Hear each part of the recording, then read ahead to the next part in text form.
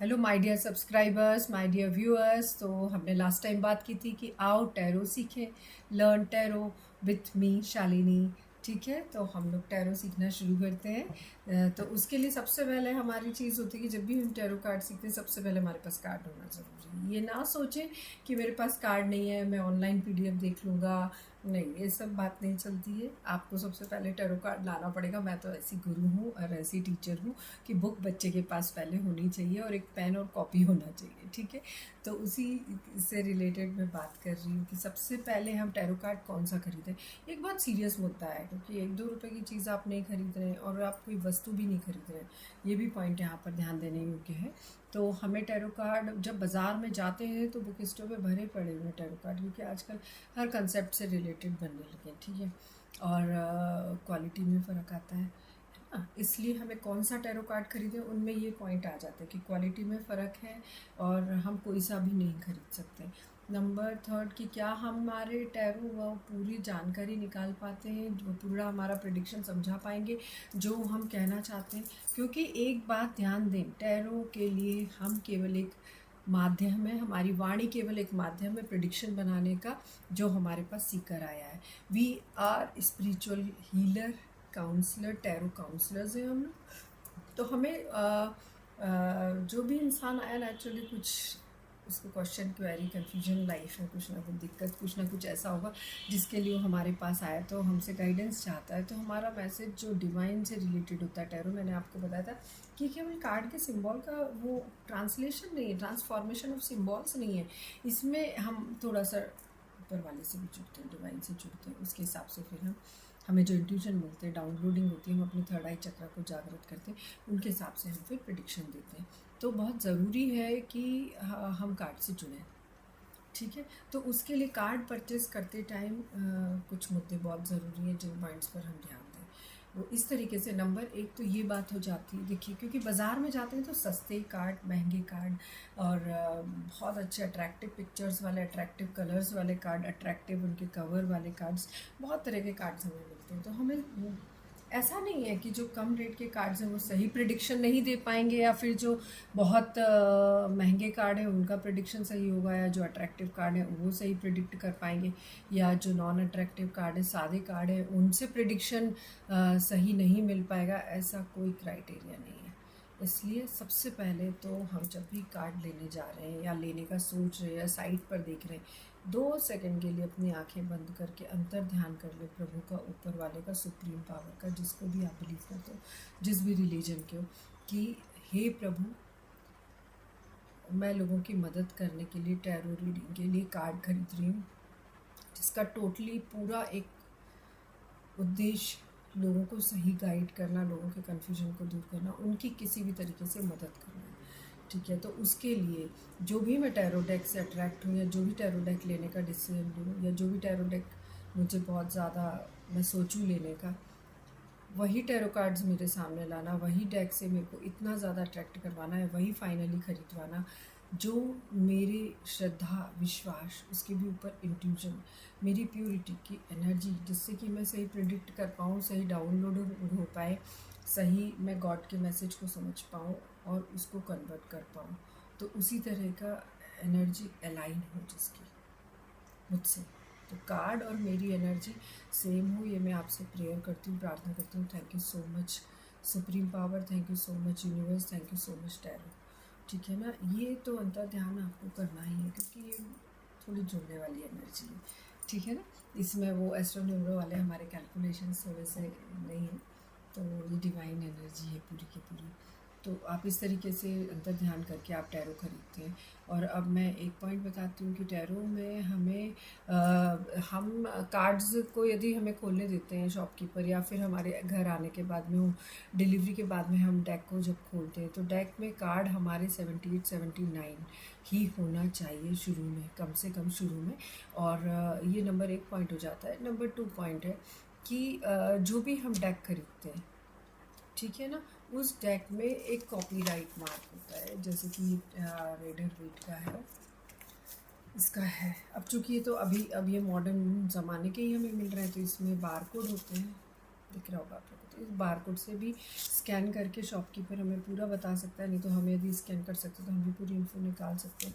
साथ ही इसका जो फर्स्ट पेज है इसमें made in China, copied by China ज़रूर लिखा है, but the basic is of the tarot deck Rider Waite लिखा हुआ है, और साथ में नीचे कॉपीराइट की पूरी इन्फॉर्मेशन दी हुई है, ठीक है ना। तो हमें फर्स्ट पॉइंट तो ये चेक करना चाहिए कि हम कोई वैलिड जगह से वैलिड चीज़ खरीद रहे हैं कि नहीं।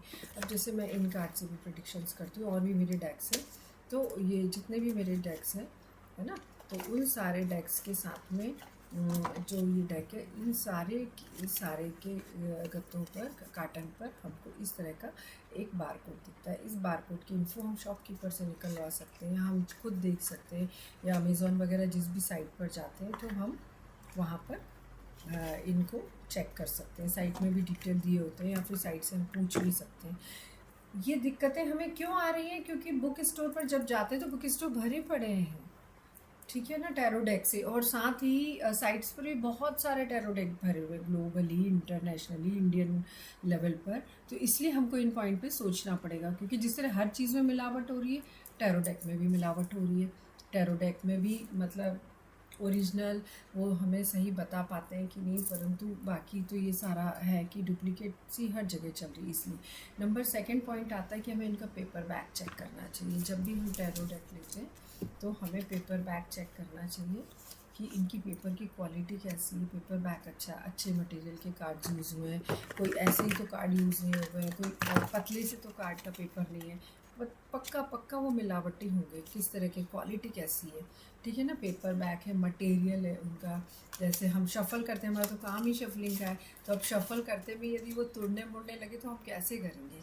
क्योंकि कोई भी टैरो रीडर कम से कम 3-4 साल की प्रैक्टिस के बाद ही प्रेडिक्शन शुरू में भी देने लगते हैं, लेकिन सॉलिड प्रेडिक्शन 3-4 साल की प्रैक्टिस के बाद ही देते हैं। और तब तक हमारी शफलिंग की ऐसी आदत हो चुकी कि यदि कार्ड उसमें टूट गए, मुड़ गए या फिर फट गए तो वो टैरो कार्ड क्वालिटी वाला नहीं है, क्योंकि लंबा चलने के लिए चाहिए होते हैं।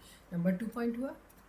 थर्ड पॉइंट वही पहला वाला पॉइंट मैंने जो बता दिया कि 78-79 बेसिक बिगिनर की बात हो रही है यहाँ पे। बाकी तो मार्केट भरा, आप कोई से भी ले लीजिए, फिर कि भी मुझे ये पसंद आया, पर्सनल चॉइस पे भी डिपेंड करता है, लेकिन आप बिगिनर की बात हो रही है इसलिए मैं आपको बताना चाहती थी, ठीक है। इसके बाद में नंबर 4 पॉइंट आता है कि ये जो कार्ड है इनके साथ में एक बुकलेट आती है।